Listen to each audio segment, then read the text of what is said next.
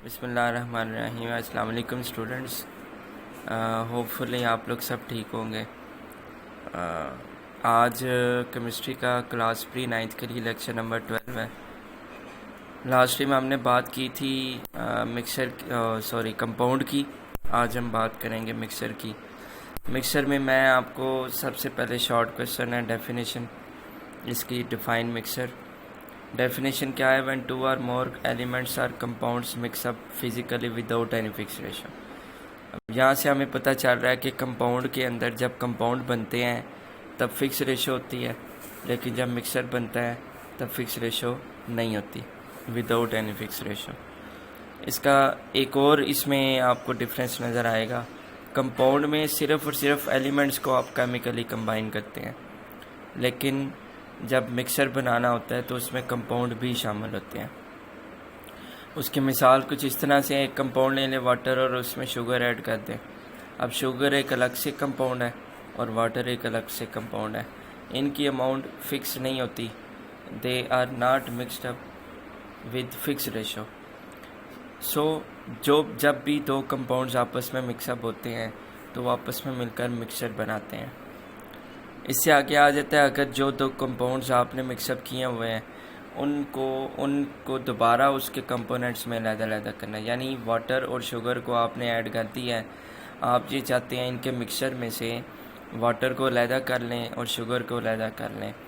तो उसके लिए टोटल 5 मेथड्स हैं जिनके ज़रिए से आप इन मिक्सचर्स को अलग कर सकते हैं, सेपरेट कर सकते हैं। उसमें सबसे पहले एक डिस्टिलेशन प्रोसेस है, उसके बाद फिल्ट्रेशन प्रोसेस है, एवेपोरेशन है, क्रिस्टलाइजेशन है, मैग्नेटाइजेशन है। डिस्टिलेशन में क्या होता है कि आपको वाटर को एवेपोरेट करके दोबारा कंडेंस करना पड़ता है, यानी इसके अंदर वेपर से आपको लिक्विड में दोबारा जाना होता है।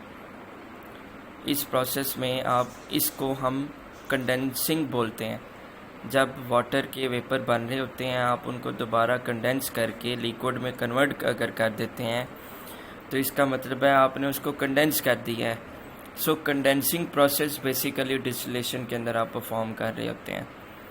इसी तरह से एक प्रोसेस है फिल्ट्रेशन। फिल्ट्रेशन एक पेपर टाइप होता है, सर्कुलर शेप में होता है पेपर। ये लैब में आप देखेंगे, केमिस्ट्री लैब में।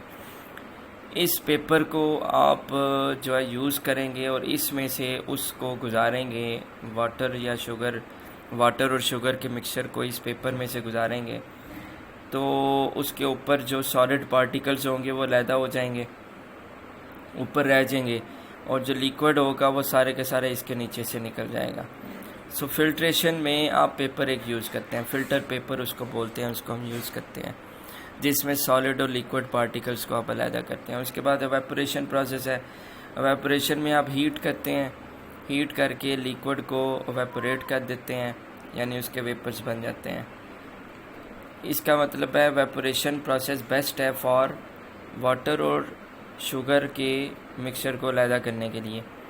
यानी आप हीट करेंगे, वाटर एवेपोरेट हो जाएगा, एंड पे सारी शुगर रह जाएगी। से ये एवेपोरेशन प्रोसेस है जिसमें आप टेम्परेचर इंक्रीज़ करते हैं। उसके बाद क्रिस्टलाइजेशन है। इसके अंदर आप फिल्ट्रेशन भी यूज़ करते हैं, एवेपोरेशन भी यूज़ करते हैं, यानी इन दोनों प्रोसेस को मिलाकर क्रिस्टल फॉर्म में अलग से एक सॉलिड पार्टिकल्स को अलग करते हैं आप। उसके बाद मैग्नेटाइजेशन है। मैग्नेटाइजेशन में मैग्नेट आप यूज़ करते हैं, मैग्नेट के ज़रिए से सॉलिड पार्टिकल्स को आप अलग करते हैं।